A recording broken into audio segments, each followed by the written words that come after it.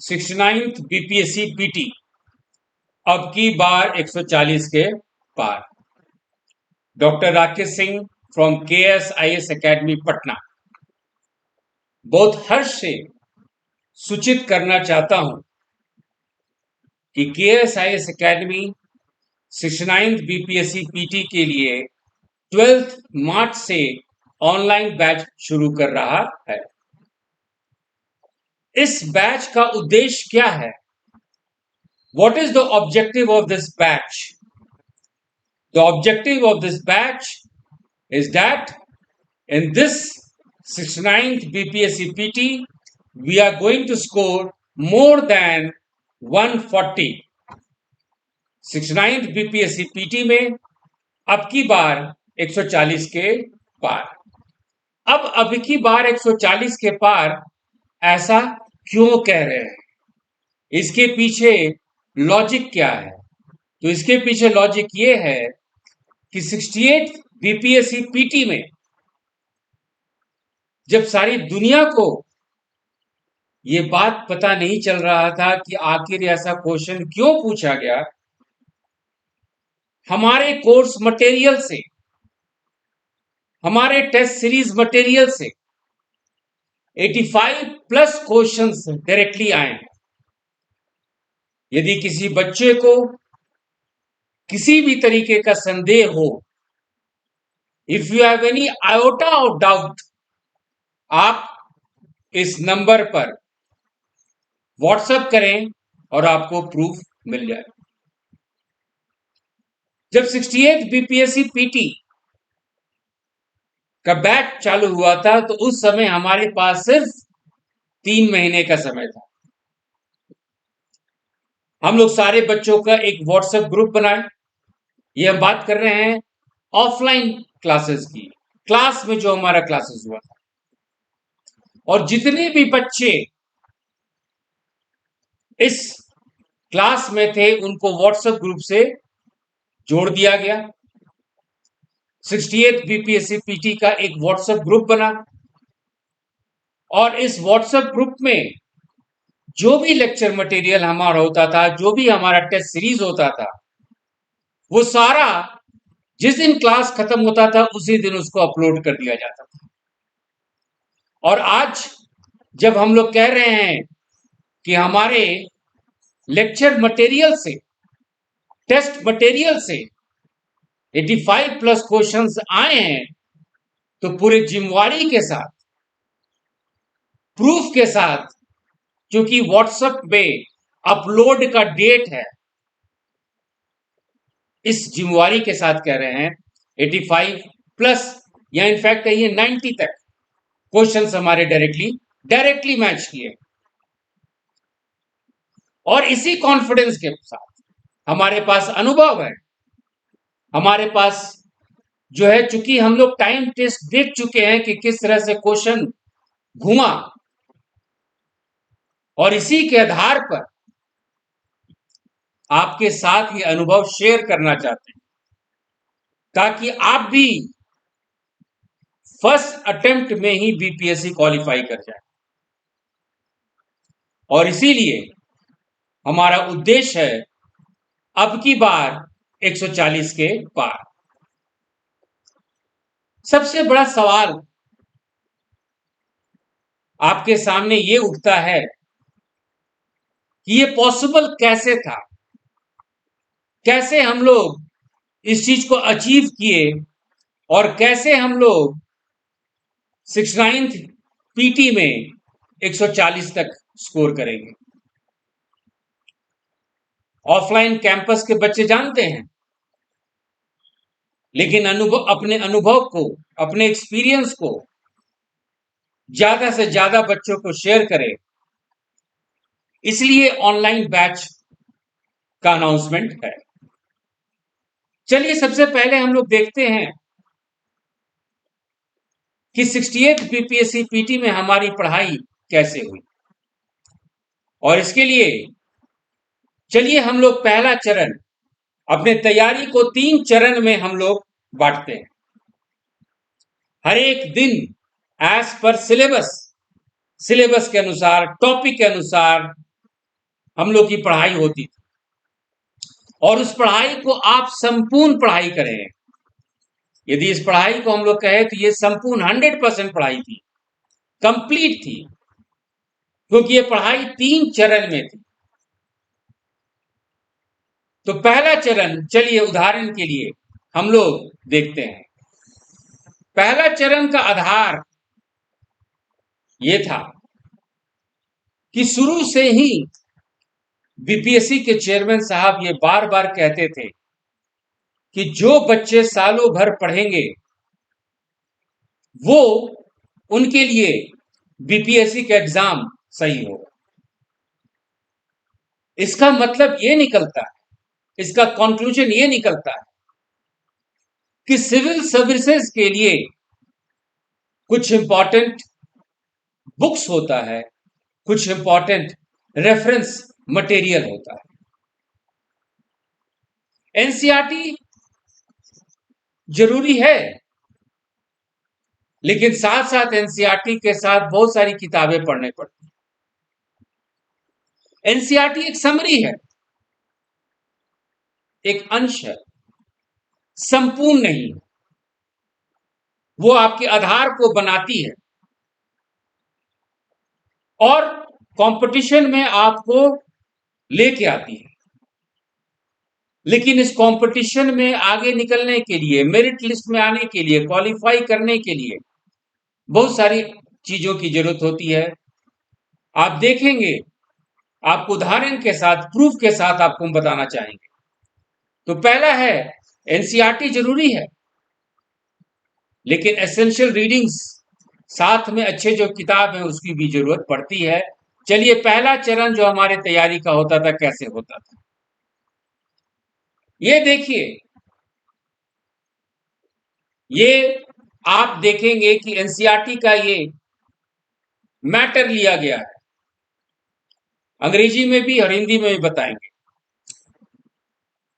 NCERT में class 11th का ये है mango shower, word by word, शब्द बाय शब्द एनसीईआरटी का लिखा हुआ है।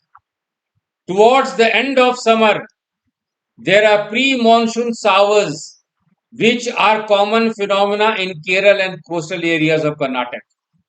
Locally, they are known as mango showers since they help in the early ripening of mangoes.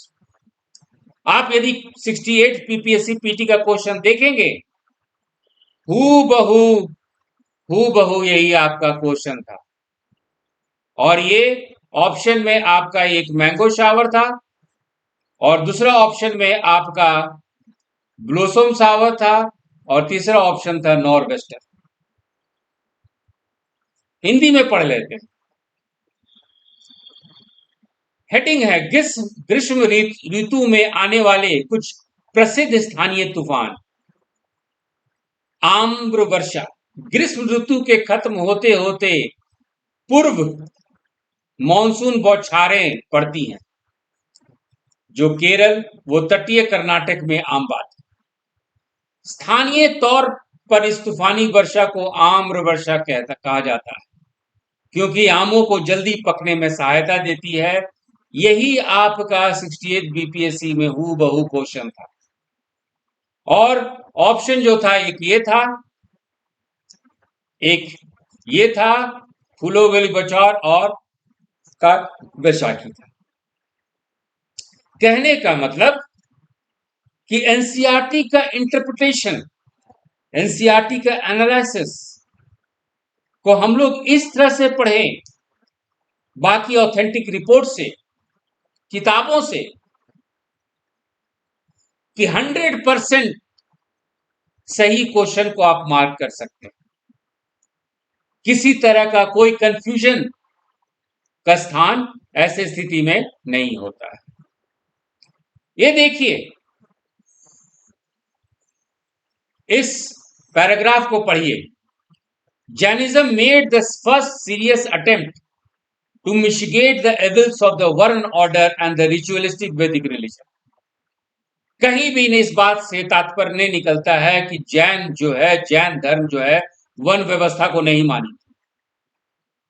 इससे निष्कर्ष अभिप्राय यही निकलता है कि हां, भारत में वो पहला धर्म था जो वर्ण व्यवस्था की त्रुटियों को कम करने का कोशिश जरूर किया।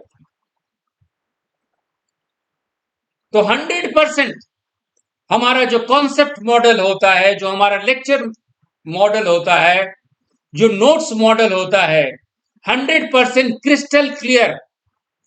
क्रिस्टल क्लियर एनालिसिस पे आधारित है, जिसमें किसी तरह का कंफ्यूजन का कोई गुंजाइश होता ही नहीं। तो सबसे पहले सारे ढंग के किताबों को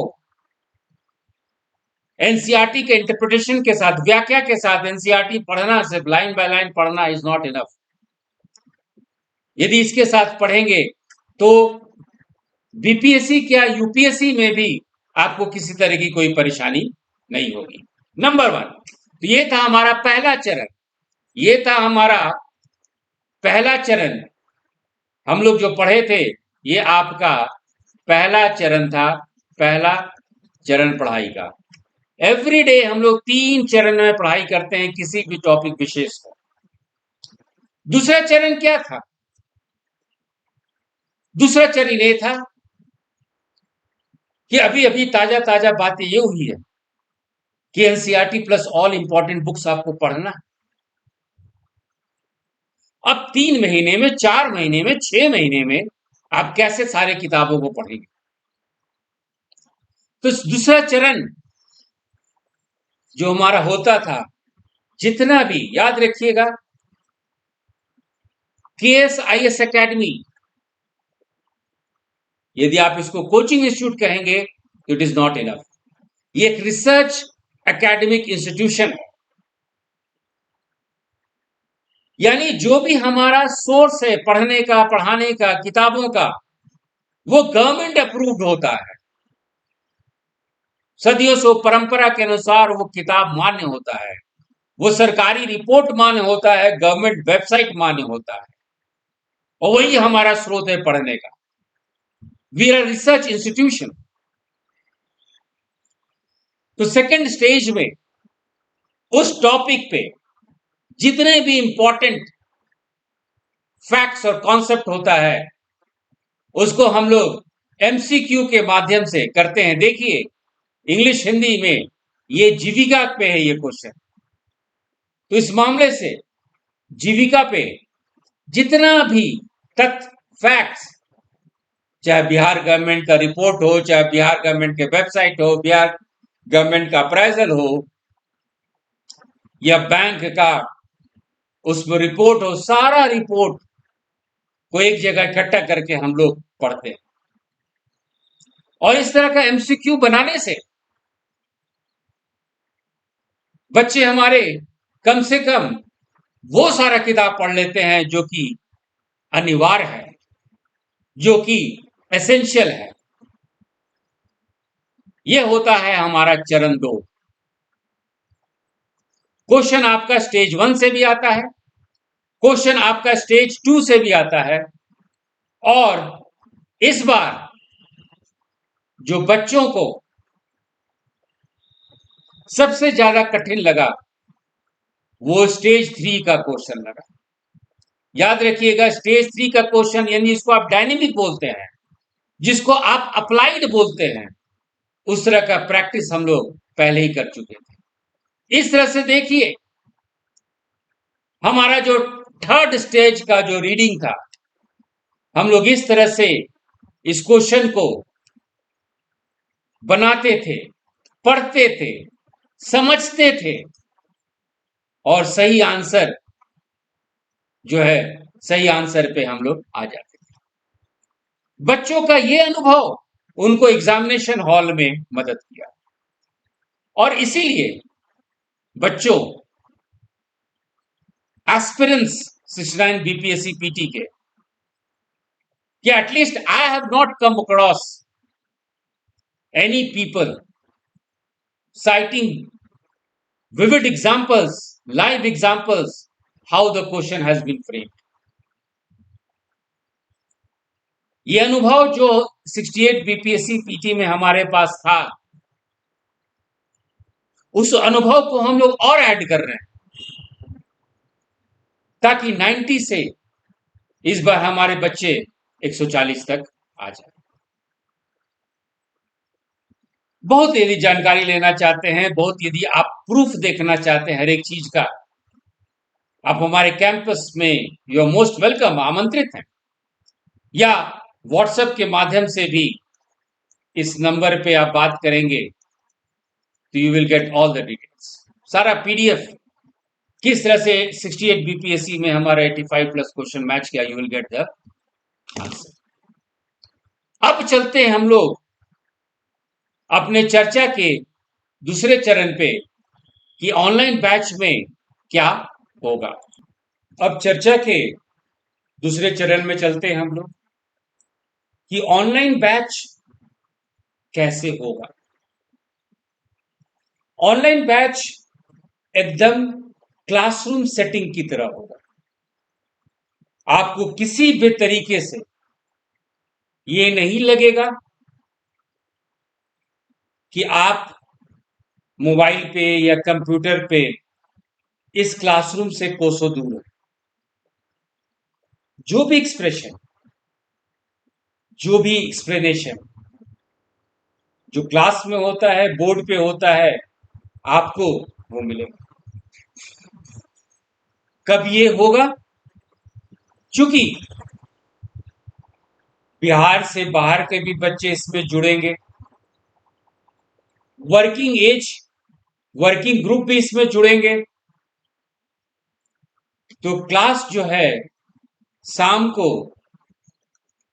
7:30 बजे ये स्टार्ट होगा और 9:30 बजे तक ये क्लास चलेगा। नंबर 1। नंबर 2, क्लास से पहले आप लोगों को वर्कबुक, मैप और नोट्स जैसे जैसे क्लास की रिक्वायरमेंट होती है वो आपको पीडीएफ के माध्यम से, यदि मैप की जरूरत हो, इस तरह की मैप की जरूरत हो जो हमको बताना हो कि किस तरह से भारत में भौगोलिक संरचना है, तो इस तरह से मैप के माध्यम से पहले ही आपको दे देंगे और मैप के माध्यम से सारा कुछ जो है हम लोग पढ़ने की कोशिश करेंगे। याद रखिएगा, अभी तक आप भूगोल को, ज्योग्राफी को मैप के माध्यम से पढ़ते थे, ज्योग्राफी थ्रू मैप्स। हमारे नवाचार में, हमारे इनोवेशन में हम लोग हिस्ट्री थ्रू मैप्स भी पढ़ेंगे। तो सारा कोर्स मटेरियल आपको पहले भेज दिया जाएगा, नोट्स भेज दिया जाएगा, जो पढ़ेगा तो जहां जहां वर्कबुक है वो भेज दिया जाएगा। तो एक दिन पहले पीडीएफ के माध्यम से आपको सब कुछ भेज दिया जाएगा। याद रखिएगा कि एनसीईआरटी के अलावा भी बहुत सारी किताबें होती हैं। यदि आप नाम लेंगे तो 50 से 60 किताब ऐसे ही हो जाता है जो पूरे सिलेबस में हम लोगों को पढ़ना पड़ेगा। अब लिमिटेड समय में सारा किताब आपको पढ़ना होगा और वो हम लोग एमसीक्यू स्टेज 1 से करेंगे। यदि कोशिका है तो कोशिका में 200 क्वेश्चन, यानी पूरा NCERT, NCERT 11th, NCERT 12th और जो भी इंपॉर्टेंट उसमें तकनीकी रूप से विकास हुआ है सारा कुछ आपको इंक्लूड हो जाएगा। स्टेज 1 करेंगे तो सारा किताब आपका कवर। चूंकि हम लोग बीपीएससी की तैयारी कर रहे हैं तो स्टेज 2 होगा हमेशा। यदि हिस्ट्री पढ़ेंगे तो स्टेज 2 होगा बिहार से रिलेटेड, ज्योग्राफी पढ़ेंगे तो बिहार से रिलेटेड, विज्ञान और प्रौद्योगिकी, साइंस एंड टेक्नोलॉजी पढ़ेंगे तो बिहार में विज्ञान और प्रौद्योगिकी। तो स्टेज 2 एमसीक्यू आपको बिहार में थॉरो बनाएगा और तीसरा स्टेज 3 एमसीक्यू ये आपको अप्लाइड पार्ट बताएगा, जिसको आप डायनेमिक कहते हैं। 2-4 ऑप्शंस रहेगा मिला के सब कुछ। इस तरह का आप क्वेश्चन देखे होंगे यूपीएससी में, बहुत आम बात है। तो इस तरह से हमारा ये क्लास का यात्रा रहेगा, क्लास का जर्नी रहेगा। हम लोग क्लास करेंगे जूम पे या मीट पे, और क्लास स्टार्ट हो रहा है संडे 12 मार्च को 7:30 बजे शाम को। तो आप भी हमारे साथ जुड़िए, मिलकर हम लोग सुनहरे भविष्य की कामना करते हैं, मेहनत करते हैं, और फर्स्ट अटेम्प्ट में बीपीएससी क्वालिफाई करने का हम लोग शपथ लेते हैं। और यदि आप शपथ लेंगे, यदि आप मेहनत करेंगे, सेल्फ स्टडी करेंगे 69th बीपीएससी के लिए, तो हम इस बात की गारंटी देते हैं कि अब की बार 140 के पार के अलावा आप बीपीएससी मेंस भी क्वालिफाई करेंगे, और अपने पहले अटेम्प्ट में या इस अटेम्प्ट में आप अपना ड्रीम जॉब लेकर इस समाज में एक महत्वपूर्ण व्यक्ति के रूप में उभरेंगे। चलिए, इसके साथ ही ये चर्चा हम लोग संपन्न करते हैं, आपके भविष्य की कामना करते हुए।